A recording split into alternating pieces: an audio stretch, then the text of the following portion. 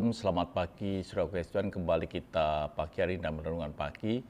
Dan kita lanjutkan pembahasan kita tentang keputusan yang berdampak.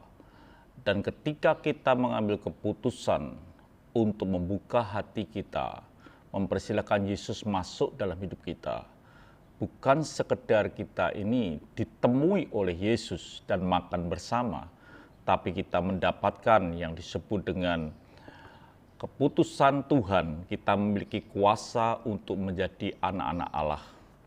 Bukan sekedar kuasa untuk menjadi anak-anak Allah, tetapi kita ini pun, sudah mengasihi Tuhan, kita ini mempunyai hubungan pribadi dengan Tuhan.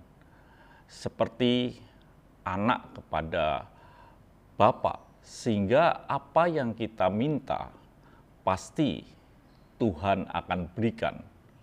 Kalau kita ini memiliki ayah atau seorang ayah bapak yang kaya, pasti kita tidak khawatir. Begitu juga dengan hidup kita. Keputusan kita untuk menerima Yesus masuk dalam hidup kita, itu berdampak kita tidak perlu khawatir karena kita bisa bermohon kepada Bapa kita dan Bapa kita ini akan memberikan di dalam hidup kita. Saudaraku yang kasih Tuhan, ada bagian lagi bahwa keputusan menerima Yesus itu betul-betul berdampak luar biasa. Dikatakan di dalam Yesaya 32 ayat yang ke-17 dikatakan demikian.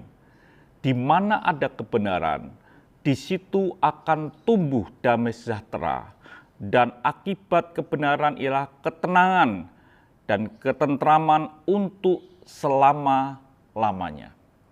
Ternyata saudara kasih Tuhan, ketika kita ini menerima Yesus sebagai juru selamat, maka kebenaran yang ada dalam hidup kita ini bukan sekedar untuk kita, bahkan bisa membawa satu kedamaian di sekitar akan kehidupan kita. Sehingga dikatakan bahwa di mana ada kebenaran, di situ tumbuh damai sejahtera. Kebenaran Yesus Kristus Tuhan kita yang ada dalam hidup kita ini akan membuat kita ini mengalami hidup kita damai sejahtera. Yang bukan sekedar kita alami, tetapi orang-orang sekeliling kita pun akan mengalami yang dinamakan damai sejahtera.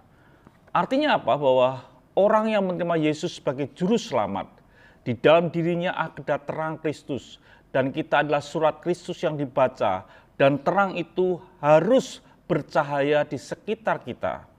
Terang itu tidak disimpan di bawah gantang, tapi terang itu diletakkan di bawah kaki Dian supaya menerangi. Artinya bahwa ketika kita menerima Yesus sebagai juru selamat, kita ini adalah orang yang mengubah hidup sekitar kita itu mengalami yang disebut damai sejahtera. Bagaimana dengan hidup saudara setelah menerima Yesus sebagai juru selamat dalam hidup kita? Apakah hidup saudara itu membawa damai di dalam perjalananmu mengiring Tuhan? Gereja akan mengalami damai sejahtera ketika umatnya, jemaatnya ini meletakkan kebenaran di dalam kehidupannya, menerima Yesus sebagai juru selamat. Biarlah hidup saudara adalah hidup yang membawa damai di sekitar kita. Karena keputusan kita menerima Yesus sebagai juru selamat. Tuhan memberkati. Mari kita berdoa. Terima kasih Bapa. Biar hidup kami menjadi berkat untuk sekitar kami, di mana beliau merasakan damai sejahtera dari hidup-Mu ya Tuhan.